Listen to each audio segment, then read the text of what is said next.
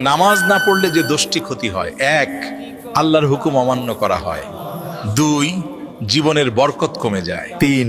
গুনাহ করার সাহস বেড়ে যায়, চার, অন্তরে অশান্তি বাসা বাঁধে, পাঁচ, দোয়া কবুল হতে বাধা সৃষ্টি হয়, ছয়, মৃত্যুর সময় কষ্ট বাড়ে, সাত, কবরের আযাব কঠিন হয়,